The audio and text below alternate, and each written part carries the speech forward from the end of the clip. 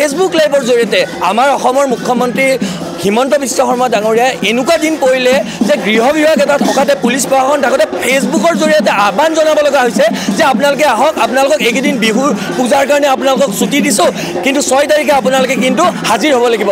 তাতকৈ দুৰ্ভাগ্যজনক কিবা কথা হ'ব বুলি মই নাভাবোঁ। সেই অনতিপলমে চৰকাৰে এইবোৰ কথা বহুত কয়, ঢাল ঢোল বহুত বজালে চৰকাৰখনে, কিন্তু সঁচা অৰ্থত কাম কৰি দেখাব লাগে। জুবিন দাক ন্যায় প্ৰাপ্তিৰ কাৰণে যিকোনো পৰ্যায়লৈকে যাব লগা হ'লে আৰু যাব লাগে। আৰু শ্যামকানু মহন্ত আৰু সিদ্ধাৰ্থ শৰ্মাৰ দৰে এই বেপাৰীবোৰক, এই দালালবোৰক আমি ক'বলৈ বিচাৰিছোঁ, আপোনালোকে য'তেই আছে, আপোনালোকে য'তেই নাথাকক কিয়, কিন্তু ৰাইজৰ কাঠগড়াত উঠি আপোনালোকে প্ৰতিটো ৰাইজৰ মনৰ প্ৰশ্নৰ উত্তৰ আপোনালোকে দিব লাগিব।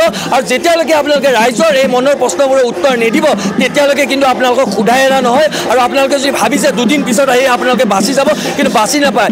আপোনালোকক কঠোৰৰ পৰা কঠোৰতম শাস্তি দিবলৈ আমাৰ অসমৰ ৰাইজ বদ্ধপৰিকৰ। এটা কথা স্পষ্ট, সাংস্কৃতিক দালাল শ্যামকানু মহন্ত আৰু সিদ্ধাৰ্থ শৰ্মাৰ দৰে এই দালালবোৰক অনতিপলমে চৰকাৰে কৰায়ত্ব কৰিব লাগে। আৰু প্ৰথমবাৰ অসমৰ ইতিহাসত আমি প্ৰথমবাৰ শুনিছোঁ যে কোনোবা অপৰাধী বা কোনোবা অভিযুক্তক এনেকৈ পূজাৰ বন্ধ দিছে।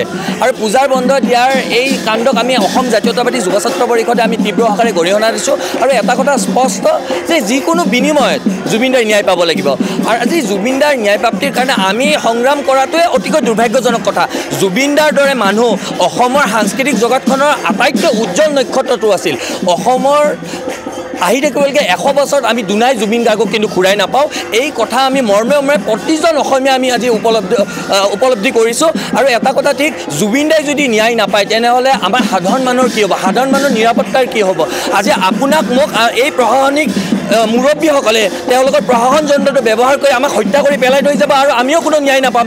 আজি জুবিনদাৰ এই পৰিকল্পিত হত্যাকাণ্ডৰ লগত যিসকল অভিযুক্ত আছে, এই মুহূৰ্তলৈকে চৰকাৰে কৰায়ত্ব কৰিব পৰা নাই। তেওঁলোকে ক'ত আছে, ক'ত নাই, কি কৰিছে, কি কৰা নাই, সেই বিষয়ে কোনো ধৰণৰ আমাৰ হাতত কোনো ধৰণৰ সুমূত্ৰ নাই।